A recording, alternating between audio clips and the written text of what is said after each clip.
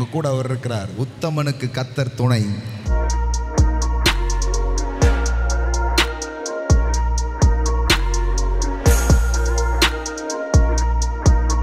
ஆரம்பிச்சவங்க எல்லாம் எடுத்த உடனே எங்கேயோ இருந்தெல்லாம் பண்ணலைங்க.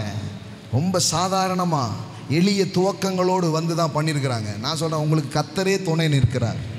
ஆமென். உத்தமனுக்கு கர்த்தர் துணை. கர்த்தர் துணை நிற்க இன்று இவன் காரியத்தை நடப்பித்தான். ஆமென். எப்படி பைபிள் சொல்லுது பாருங்க. ஜோனத்தான் எப்படி ஜெயிச்சானா? பைபிள் சொல்லுகிறது, கர்த்தர் துணை நிற்க இன்று அவன் காரியத்தை நடப்பித்தான். எல்லாரும் முடியாதுன்னு உட்கார்ந்துட்டாங்க. ஆனால் இவனும் ஒரு வேலைக்கார சேவகர்களையும் கூட்டிட்டு போய் ஒரு படை செய்ய முடியாததை யோனத்தான் செய்து முடித்தான்.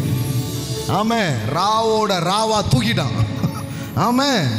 காலையில் பார்த்தா சக்சஸ். ஆமென். எப்படி சொல்றாங்க பாருங்க, கர்த்தர் துணை நிற்க. எல்லாம் சொல்லுங்க, கர்த்தர் துணை நிற்க. ஆமென்.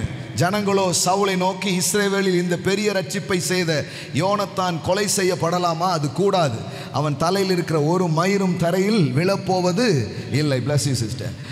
கர்த்தருடைய ஜீவனை கொண்டு ஆணையிட்டு சொல்லுங்க, தேவன் துணை நிற்க. எல்லாம் சவுண்டா சொல்லுங்க பார்க்கலாம்.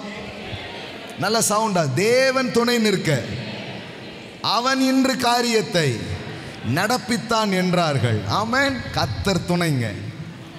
ஆமென். ஆமென். சொல்லுங்க, கர்த்தர் துணை. ஹல்லேலூயா. வேற என்ன வேணும் உங்களுக்கு? வேற என்னங்க வேணும் உங்களுக்கு? அவரே ஞானமாக, செல்வமாக, முதலீடாக, பலனாக, ஆற்றலாக, தயவாக உங்க வாழ்க்கையில் இருக்கிறார். ஆமென். எல்லாம் சொல்லுங்க, கர்த்தர் துணை நிற்க அவன் இன்று காரியத்தை நடப்பித்தான். ஆமென். உங்க கூட அவர் இருக்கிறார். உத்தமனுக்கு கர்த்தர் துணை. பயப்படாதீங்க, உங்க கூட அவர் இருக்கிறார். ஆமென்.